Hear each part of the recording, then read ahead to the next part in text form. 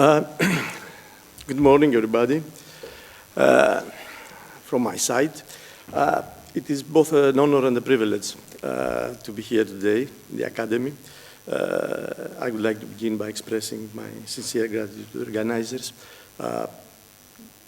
for the kind invitation and for the opportunity to address this esteemed audience. I'll talk about housing, okay? It is a social issue of great importance and close in spirit with Luca's speech yesterday evening on the unified European culture. It is of great importance for the European world, this issue. It is a socially sensitive commodity and an ongoing challenge for modern Western societies, affecting millions of citizens worldwide. Affordability as a notion expresses the challenge each household faces in balancing the cost of its actual or potential housing on the one hand, and the non-housing expenditures on the other hand, within the constraints of its income. Often when discussing about potential housing, we refer to the household's ability to repay its mortgage smoothly and easily.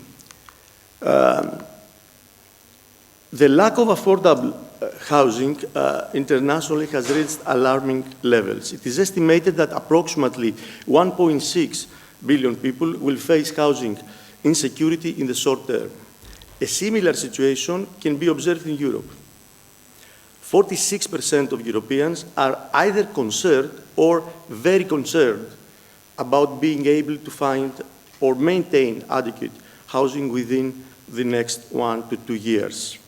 In modern times, the issue of housing is exacerbated by a series of megatrends, such as, one, continuous population movement due to factors like the refugee crisis, especially in the southern Europe.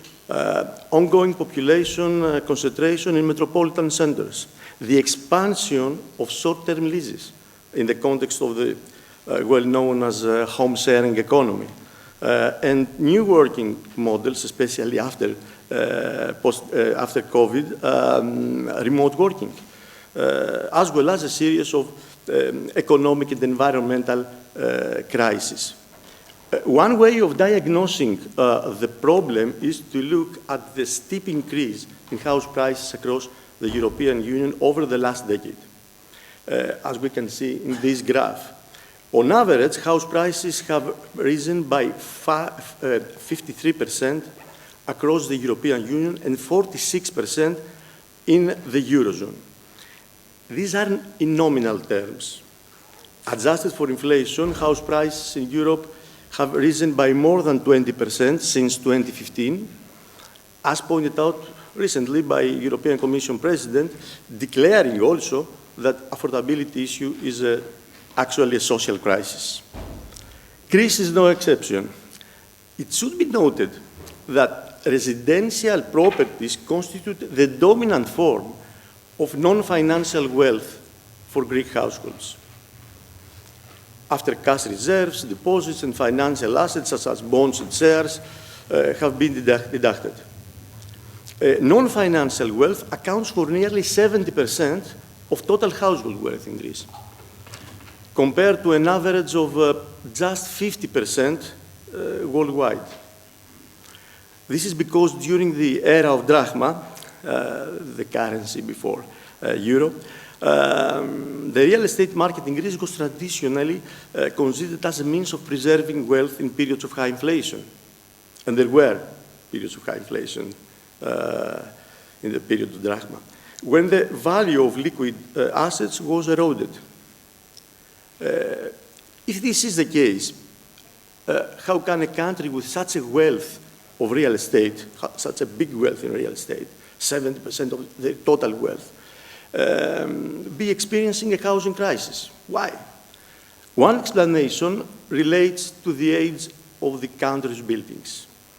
65% of buildings across Greece were constructed between World War II and 1990, and 5% before World War II, as can be seen in the graph on the left. Construction activity slowed down considerably during the economic crisis of the last decade. Only 2.6%, you can see that in the right-hand side graph, only 2.6% of the existing housing stock was constructed since the onset of the sovereign crisis, owing to plummeting construction activity during that period, as can be seen, as I said, in the right-hand side graph. So it is reasonable to assume that the average age of buildings in Greece is well over 30 years, with a significant backlog of old buildings in need of renovation.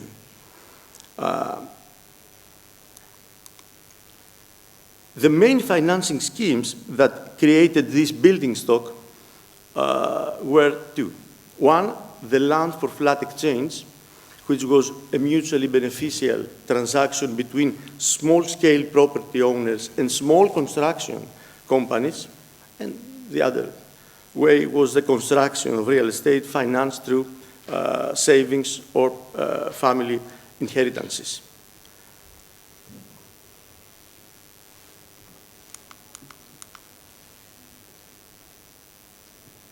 It's worth examining now the main aspects of the affordable housing problem using the available statistics. In the current decade, the higher rate at which real estate prices are rising in relation to disposable household income accurately reflects the problem of worsening conditions for acquiring affordable housing. As a result, the affordability rate, here the blue colored line for Greece and the red colored European Union, affordability index, which is defined as the ratio of house prices to disposable income, has been on an upward trend since 2020. In 2024, it exceeded the respective European metric. The latter trended downwards from mid-2022 and during 2023, while it remained flat in 2024. So here is a picture of the problem. To put the pieces of the puzzle together and give you an idea where we stand today, let's see the graph on the left. It provides a summary of the predominant phases observed over the past 20 years, focusing on a three-dimensional nexus between net foreign direct investment flows, measured in real estate, measured in a horizontal axis, house price changes, measured in the vertical axis, and gross mortgage credit flows, represented with the size of the bubble. Three distinct periods can be identified in Greece. First, before the global financial crisis in 2008, high increases in house prices were largely driven by a surge in mortgage lending, as evidenced by the substantial increase in the size of the bubbles. The level of FDI flow was relatively modest. Second, during the prolonged economic crisis, there was a significant decline in residential property prices, with a 44% cumulative reduction from the peak in 2008, exactly the date of the crisis, of the inception of the crisis, to the trough in 2017. This phase was also characterized by still low FDI and decelerating credit growth. Third, from 2018 onwards, there has been a partial recovery in house prices. Not really partial, almost full recovery in house prices, primarily driven by FDI in real estate, especially in real estate, largely due to the substantial growth of the home-sharing economy and the Golden Visa program implemented by the Greek government at that point in time. However, the ongoing recovery phase is decoupled from mortgage lending. Banks are not fueling this situation. Mortgage lending remains subdued. Why? mainly because of the low demand, as disposable income, which is a measure, which is an index of the repayment ability of a loan, runs with a slower pace than the prices, than the real estate prices. Our analysis is also supplemented with the results of a novel survey. It was conducted with the help of QED, a Greek company doing polls. We constructed an extensive questionnaire which includes views on the trends around the Greek housing market, demand for new housing, intention for innovation, and demand for housing credit. In the interest of time, I will focus only on the key survey findings here. Home ownership is both a widespread phenomenon and the primary preference for Greeks. It's very clear. The survey results corroborate official data that the proportion of home ownership is very high and increases with age, reaching almost 80% for the 55+ age group. We also asked how feasible it is to buy or rent a house. The vast majority, 54% of the respondents, stated that purchasing a house in Greece is not currently feasible, whereas 39% consider it possible to a limited extent, and only 7% view it is as quite or very affordable. Three demographic groups of interest were identified as crucial in shaping future housing demand. Young people aged 18 to 34, living with a partner, probably a love story. Young people aged 18 to 34, provided with accommodation, probably by their parents. And the third group, married people currently renting. Demand for new housing is primarily influenced by the extent to which housing needs are met by the current dwelling, which means to be considerably higher for owners than for tenants. Explicitly, almost 40% of homeowners are fully satisfied with their current residence, while only 14% of tenants express the same level of satisfaction. In examining the demand for housing more closely, 12% of the sample population intends to purchase a property within the next 2 years. This figure rises to 28% for young people living with their partners, and to 21% for married groups, married couples. Among those intending to purchase a property within the next 2 years, the majority, almost 2/3, intends to purchase a house as main residence, as we can see in the right-hand side graph. This is followed by 15% who stated that they plan to buy a house for family members, for the daughters or the sons, 12% for investment purposes, and 9% as a holiday residence. Looking ahead, 6 out of 10 Greeks believe that house prices and rents will continue to rise over the next 5 years. Tenants consistently register the highest shares in terms of expectations on rent increases. They are the more disappointed. The primary factors influencing future house prices and rents perceived by the respondents are government policies, particularly tax policies, and this was identified as the most significant factor in the 2024 survey. However, in 2025 survey, in our pulse, this factor fell to the second place, and tourism performance and the role of sharing economy moved up to the first place. Interest rates and access to credit remained in the third place in 2024 and 2025. Following our initial analysis on housing affordability in Greece, we conducted a subsequent survey to reevaluate, as I said, the landscape 1 year later. The new survey aimed, among others, to evaluate the extent to which government measures, as Luca said previously, have addressed the ongoing challenges. The intention to buy a house increased by 8 percentage points in 2025, survey.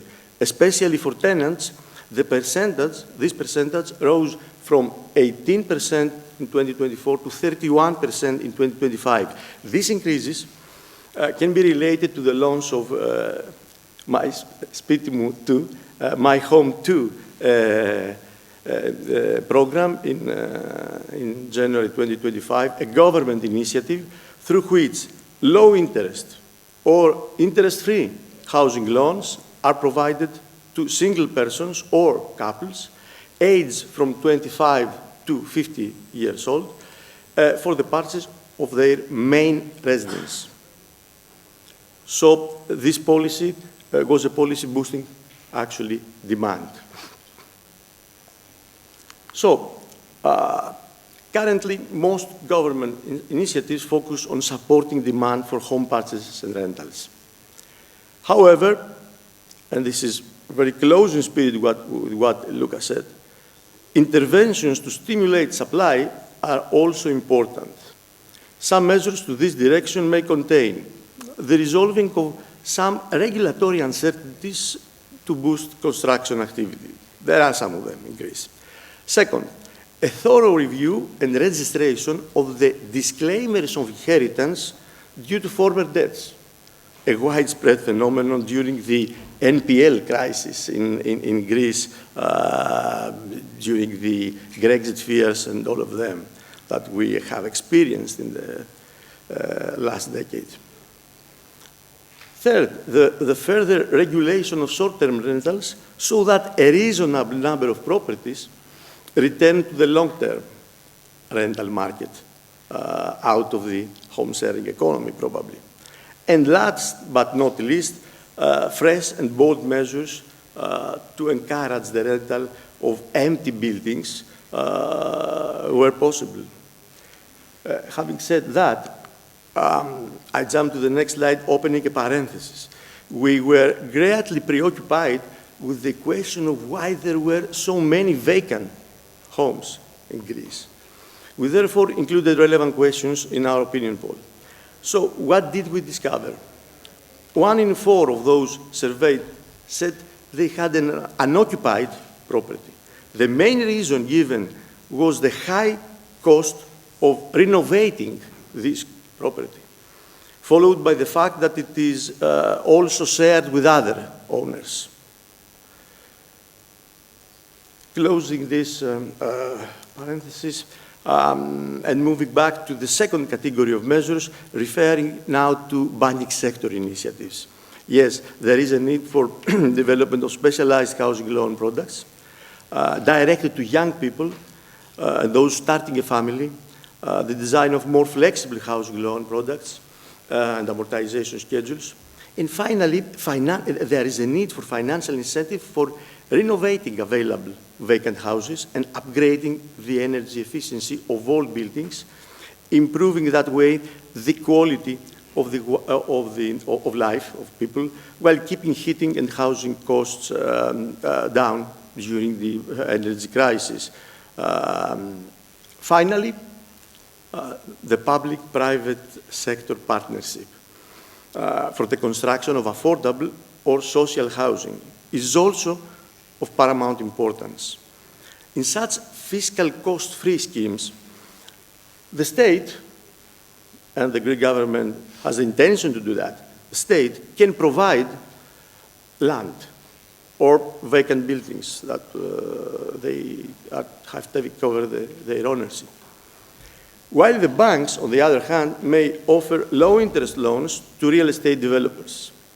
These housing projects would be made available by the state, opting either for buying or renting below market prices, or even provided for free to eligible social groups.